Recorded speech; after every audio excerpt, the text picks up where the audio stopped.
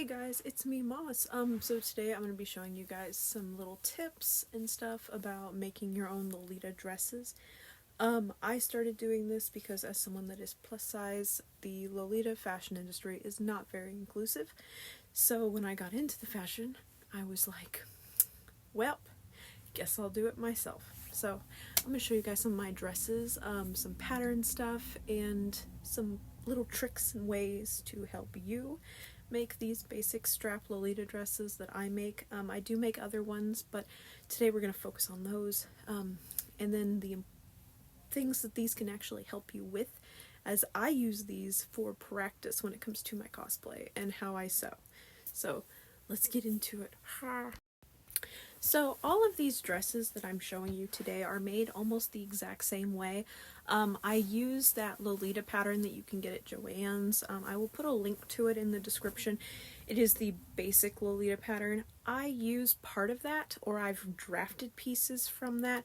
Of course, I don't recommend anyone buy Joann's patterns, just because they are extremely expensive, and if you know how to draw, you can make a pattern.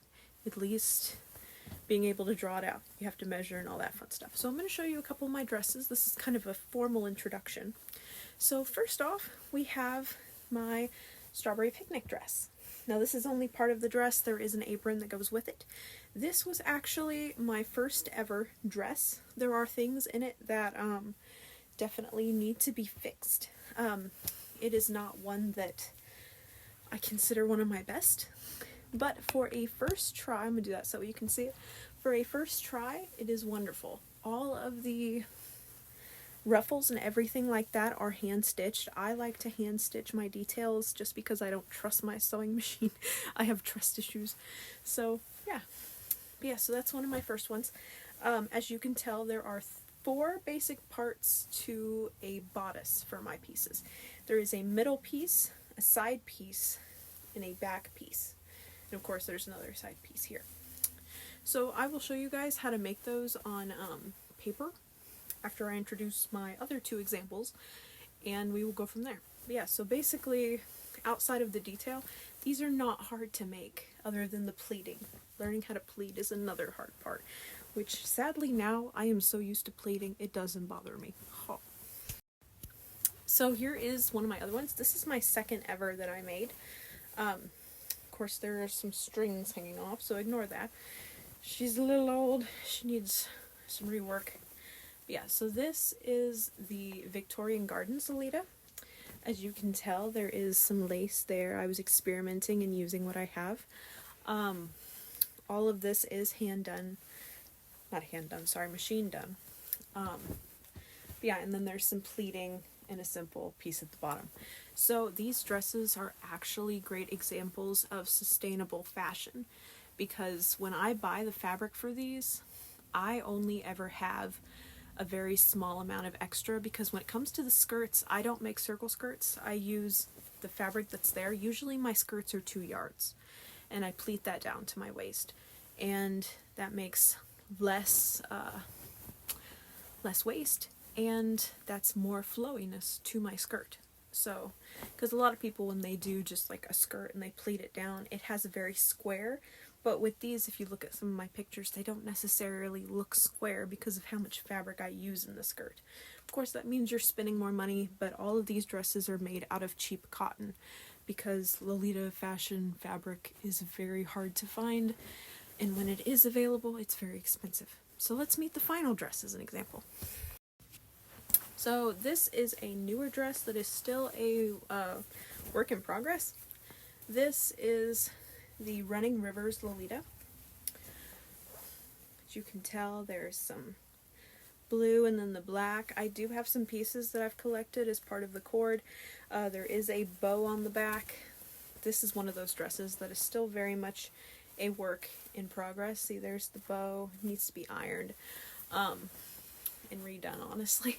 But yeah, so I mean, these are not hard to make. Most of these don't even take me long to sew. Like I said, I'm not a master seamstress. But there's that.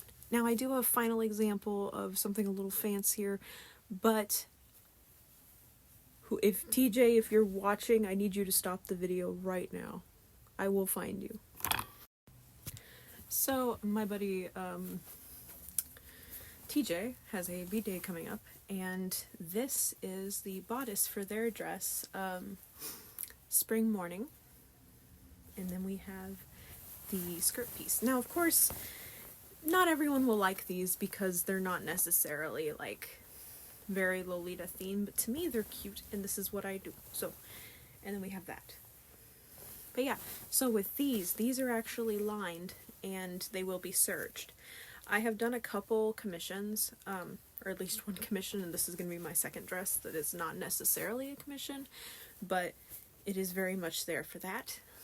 But this one is a little fancier, and this is how I do them now. I line them, and then those are old dresses, and then I serge them, and it makes them look a little fancier and stuff like that. So now that I've showed a couple examples of these may look a little intimidating, but I will show you how to make them and what the shapes are for the bodice and whatever else, because they look intimidating, but they're not. I will simplify it for you because they are not hard to make. Okay, so I drew out a quick little sketch of basically what you're making, so that way you don't have to go and buy this pattern. I only use 4 parts out of that pattern, or at least 1 part now, and everything else I've remade myself to my measurements. So I do a little sketch of the dress, but yeah, basically this is all you're making. That is it. This is how you do a dress. There is the back piece, the side pieces, and the front piece, and then there is your skirt, and then you just pleat it. Pleating can be a little difficult, but once you get the hang of it, you really don't think too hard about it. I can sit there and just do other things while I'm pleating, because I'm just so used to doing it for myself on my own dresses. As I said, Lolita is a way that I practice my sewing. And then of course you have the straps. So I mean, this is basically all you're doing. You can line it, and then you just sew that to that. You put the other one over here, you sew that there, you sew these to the back.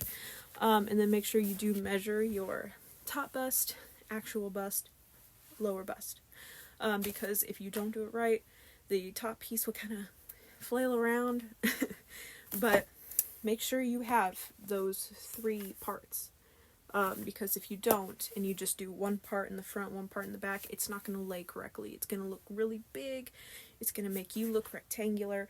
Of course, if that's what you're going for, you know, yeah, but that is how you get this little silhouette like what I have.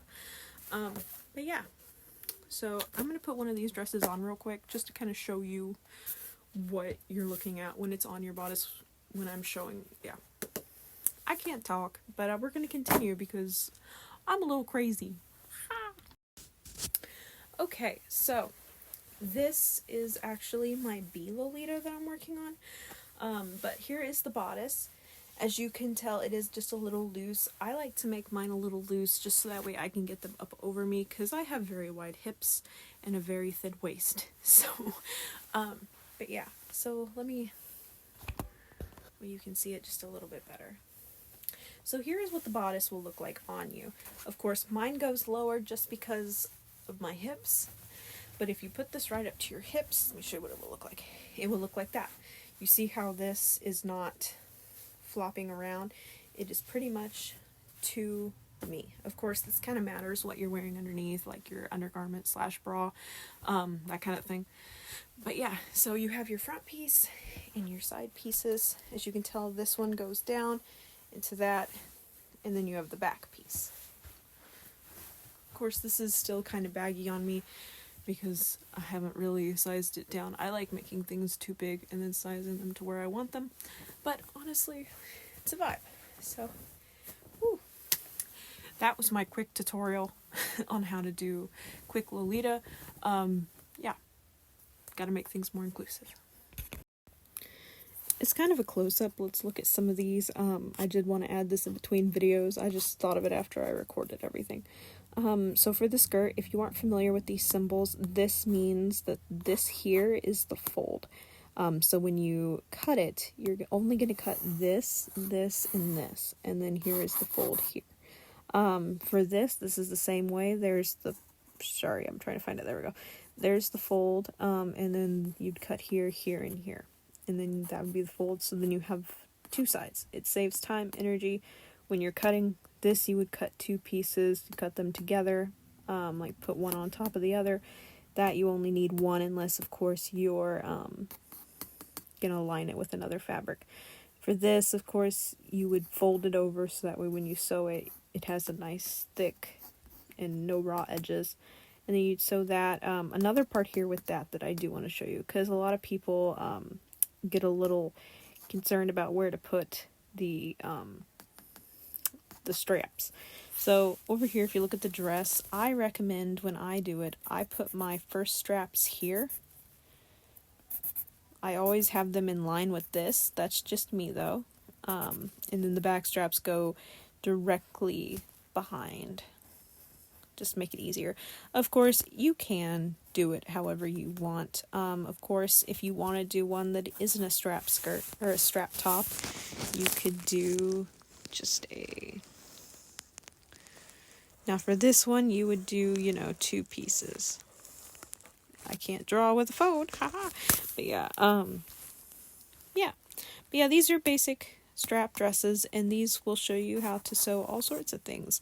When you pleat, make sure you measure all your pleats, and then once you get used to it, you really don't have to, you can eyeball it.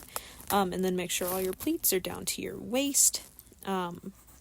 Yeah, I always recommend a little bit looser so that way you can get it on over your head, so that way you don't have to add a zipper. But yeah, so pop.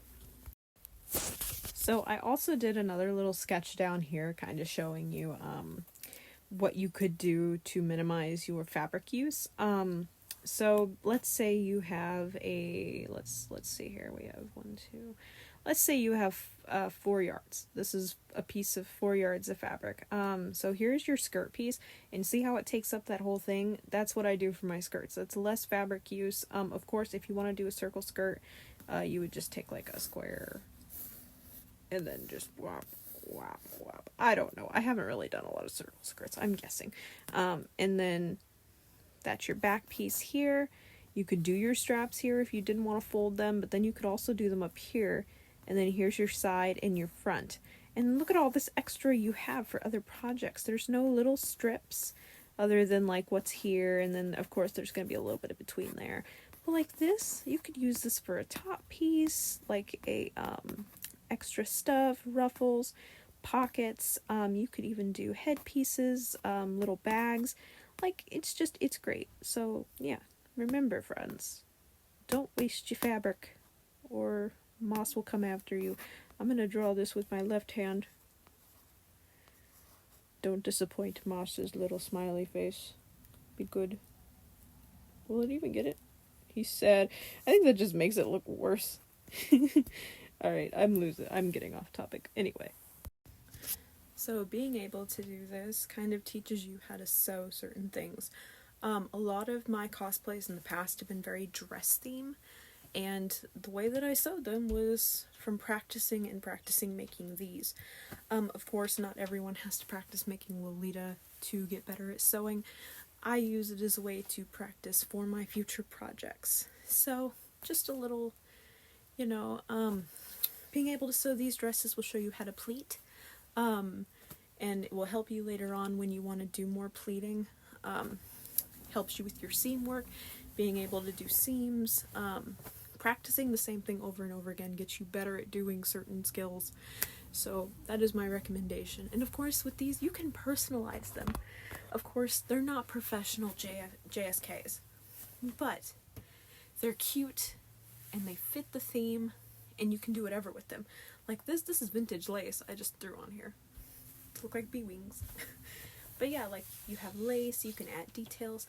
It's all about expressive freedom. So I started doing this because they just don't make them in my size. And if they do, they're very expensive. So being able to make things on your own is fun because you can make what you want. Wow. But yeah, so thank you for watching. This was a silly little Moss Teaches vlog thing. I'm a little weird.